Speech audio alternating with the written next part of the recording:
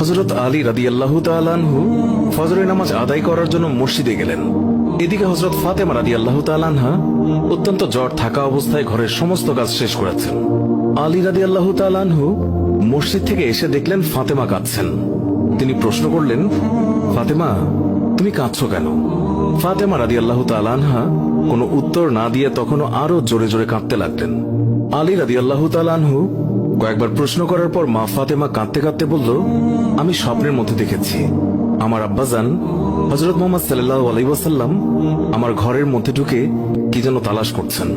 ঘর থেকে বের হওয়ার সময় আমি পেছন দিক থেকে আমার আব্বাজানকে ডাক দিলাম, ও আব্বাজান, আপনি কি তালাশ করছেন?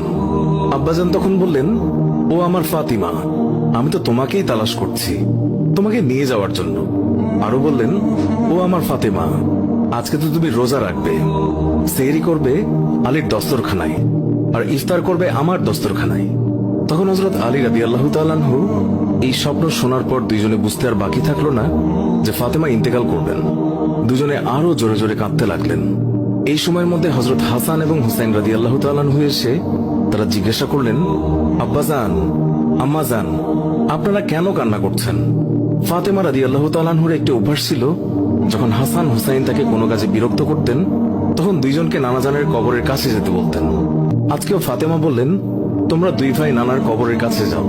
কবরের নিকট যাওয়ার সাথে সাথে কবর থেকে আওয়াজ আসলো, ও আমার আদরের নাতিরা, এই মুহূর্তে তোমরা আমার কাছে কেন এসেছো? আমার কাছে তো সব সময় আসতে পারবে। এখন যাও, গিয়ে মায়ের চেহারার দিকে তাকিয়ে থাকো। আজকের পর তোমাদের আম্মাজানকে আর দেখতে পাবে না। এই কথা শোনার পর দুই ভাই কাঁদছেন এবং দৌড়াতে দৌড়াতে আম্মাজানের কাছে চলে গেল। গিয়ে আম্মাজানকে জিজ্ঞাসা করলেন, তোমরা দুইজন কেন কাঁদছো?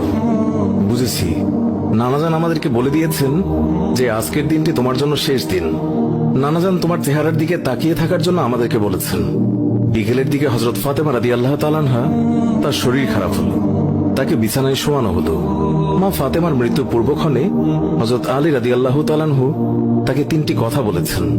ও আলী, আমার প্রথম কথা হচ্ছে, যেদিন থেকে আমি আপনার ঘরে এসেছি ওই দিন থেকে আজ পর্যন্ত আমি আপনাকে অনেক কষ্ট দিয়েছি। আপনি যদি আমাকে ক্ষমা না করেন তাহলে কি আমার কারণে আব্বাজান অনেক লজ্জিত হবেন। বলেন, আপনি আমাকে ক্ষমা করলেন কিনা? আলী রাদিয়াল্লাহু তাআলা আনহু তিনি তখন উত্তরে বললেন, ইয়া ফাতেমা, তুমি কি বলছো এগুলো? আমি তোমার যোগ্য ছিলাম না। তোমার আব্বাজান দয়া করে মেহেরবানি করে তোমার হাত আমাকে দিয়েছেন। বিয়ের দিন থেকে আজ পর্যন্ত আমি আলী তোমাকে ঠিকমতো দুবেলা খাবার খাওয়াতে পারিনি। ও ফাতিমা, তুমিই বলো, আমাকে ক্ষমা করেছো কিনা?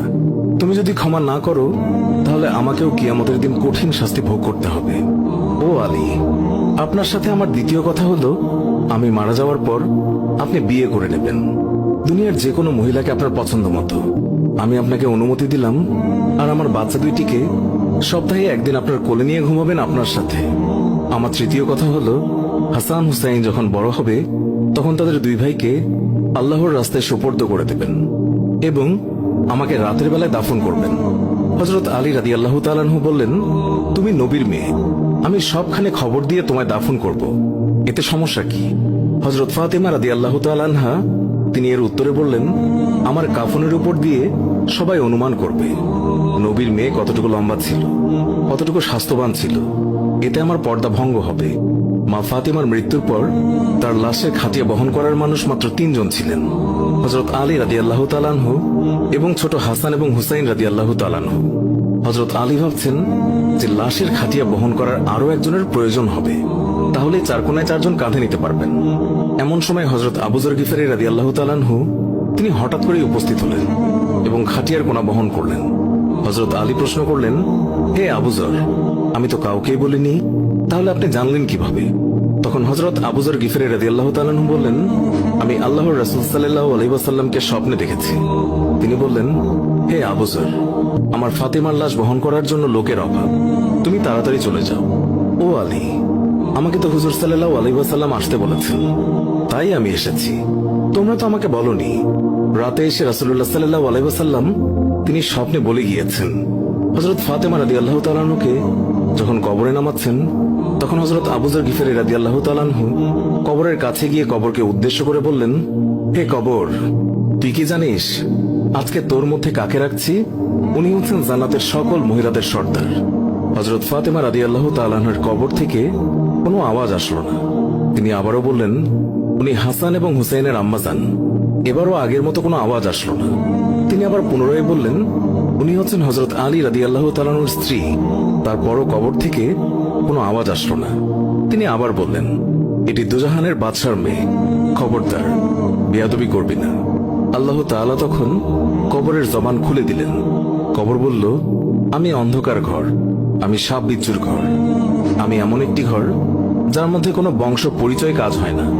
আমি দুজাহানের বাদশার মেয়েকে চিনি না, আমি হযরত আলীর স্ত্রীকে চিনি না, হাসান হুসাইনের আম্মাকেও চিনি না, আমি জান্নাতের মহিলাদের সর্দারনিকেও চিনি না।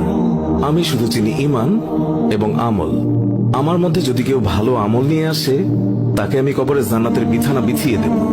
আর যদি কেউ খারাপ আমল নিয়ে আসে, তাকে আমি কবরের দুই দিক থেকে এমন জোরে চাপ দেব যে হাড় মাংস মাটি সব একত্রে মিশিয়ে যাবে। আল্লাহু আকবার। মানুষ জন্মালে মৃত্যুবরণ করতেই হবে। মৃত্যু কখনো বলে কয়ে আসে না, মৃত্যু কখনো ধনী গরিব দেখে হয় না। প্রত্যেক মানুষকে মৃত্যুর স্বাদ গ্রহণ করতেই হবে। সুপ্রিয় দর্শক, এই ছিল আমাদের আজকের ভিডিও।